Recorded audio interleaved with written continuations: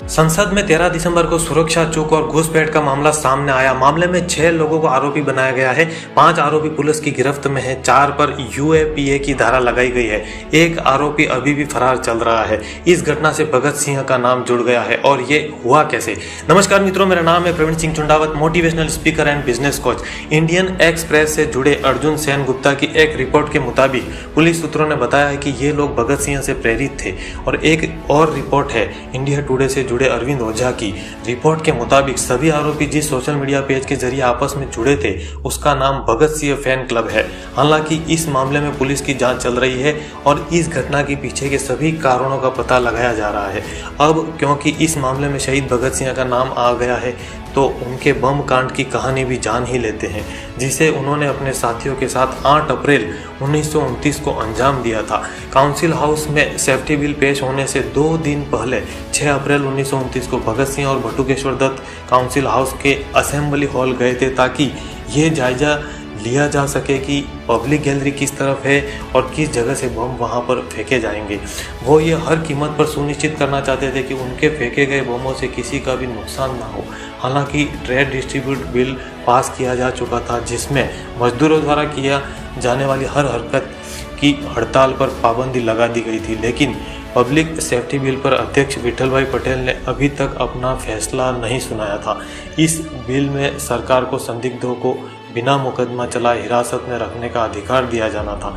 8 अप्रैल को सदन की कार्यवाही शुरू होने के कुछ मिनट पहले 11 बजे भगत सिंह और बटुकेश्वर दत्त बिना किसी का ध्यान आकर्षित किए हुए काउंसिल हाउस में दाखिल हो चुके थे। उस समय उन्होंने खाकी रंग की कमीज और हाफ पैंट पहन रखी थी। उनके ऊपर उन्होंने स्लेटी रंग का 4 खाने का कोट भी पहन रखा था जिसमें 3 बाहरी जेब थी और एक जेब कोट के अंदर थी। उन दोनों ने ऊनी मोजे भी पहन रखे थे। भगत सिंह ने एक विदेशी फेल्ट हैट लगाई हुई थी। इसका उद्देश्य था कि भगत सिंह की ऊंची कद काठी और सुंदर व्यक्तित्व की वजह से कहीं उन्हें पहले ही न पहचान लिया जाए। इस फेल्ट हैट को लाहौर की एक दुकान से खरीदा गया था। सदन का एक भारतीय सदस्य उन्हें गेट पर पास देकर के गायब हो गया था। उस समय दर्शक दीर्घा लोगों से खचाखच भरी हुई थी। भगत सिंह ने एक और जीवनीकार मलविंदरजीत सिंह वराइच अपनी किताब Bhagat Singh the eternal rebate में लिखते हैं, दिलचस्प बात तो यह है कि 3 अप्रैल 1929 को भगत सिंह और बटुकेश्वर दत्त ने उन्हीं कपड़ों में कश्मीरी गेट के रामनाथ फोटोग्राफर की दुकान पर अपनी तस्वीरें खिंचाई थी जिन कपड़ों में वो बम फेंकने असेंबली हॉल जाने वाले थे। वो 6 अप्रैल को उन तस्वीरों को लेने दोबारा उस दुकान पर भी गए।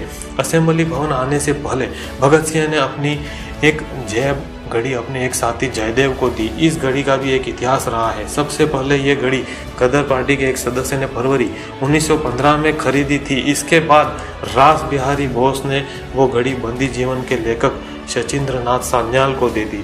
सान्याल ने वो घड़ी भगत सिंह को भेंट में दी थी। उस समय सदन में सर जॉन साइमन के अलावा मोतीलाल नेहरू, मोहम्मद अली जिन्ना, NC केलकर और MI जयकर भी मौजूद थे। भगत सिंह को यह अच्छी तरह पता था कि उनके बम इस विधेयक को कानून बनने से नहीं रोक पाएंगे। कारण था कि नेशनल असेंबली में ब्रिटिश सरकार के समर्थकों की कमी नहीं थी और दूसरे वायसराय को कानून बनाने के असाधारण अधिकार मिले हुए थे। भगत सिंह द्वारा बम फेंकने की घटना का बहुत सजीव वर्णन दुर्गादास ने अपनी मशहूर किताब India from Nehru to Curzon and after में किया है। दुर्गादास लिखते हैं कि 8 अप्रैल को जैसे ही अध्यक्ष विठल भाई पटेल सेफ्टी बिल पर अपनी रूलिंग देने खड़े हुए, भगत सिंह ने असेंबली के फर्श पर बम लुढ़का दिया। मैं पत्रकारों की गैलरी से बाहर निकलकर प्रेस रूम की तरफ दौड़ा। मैंने एक संदेश डिक्टेट कराया और API के न्यूज़ डेस्क से कहा कि वो इसे लंदन के रॉयटर और पूरे भारत में फ्लैश कर दें। इससे पहले कि मैं फ़ोन पर और वितरण देता, फोन लाइन डेड हो गई। पुलिस वालों ने तुरंत असेंबली का मुख्य द्वार भी बंद कर दिया था। मेरे सामने ही भगत सिंह और बटुकेश्वर दत्त को हिरासत में ले लिया गया। लेकिन मेरी खबर को रॉयटर ने 3 घंटों तक नहीं चलाया क्योंकि उसका कोई फॉलो अप नहीं भेजा गया था।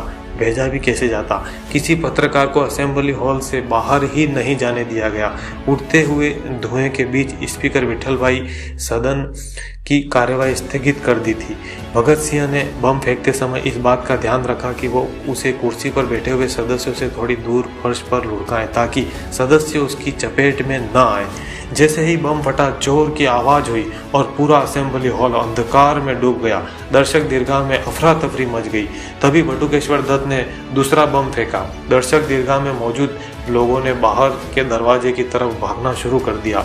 कुलदीप नैयर अपनी किताब without fear the life and trial of Bhagat Singh में लिखते हैं, ये बम कम क्षमता के थे, इस तरह फेंके गए थे कि किसी की भी जान न जाए। बम फेंकने के तुरंत बाद दर्शक दीर्घा के इनकलाब जिंदाबाद के नारों के साथ पेड़ के पत्तों की तरह पर्चे नीचे गिरने लगे।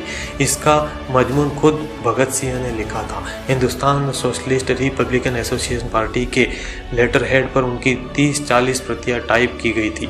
हिंदुस्तान टाइम्स के सजग संवाददाता दुर्गादास ने अपनी सजगता का परिचय देते हुए वो पर्चा वहां से उड़ा लिया और हिंदुस्तान टाइम्स के सांध्यकालीन विशेष संस्करण में छापकर सारे देश के सामने रख दिया। इस पर्चे का पहला शब्द नोटिस। इसमें फ्रेंच शहीद अलग वेला का उदाहरण था कि बहरे कानों को सुनाने के लिए धमाकों की जरूरत पड़ती है।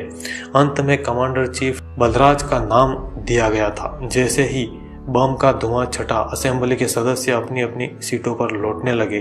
दर्शक दीर्घा में बैठे हुए भगत सिंह और बटुकेश्वर दत्त ने भागने की कोशिश नहीं की, जैसा कि उनकी मीटिंग में तय हुआ था।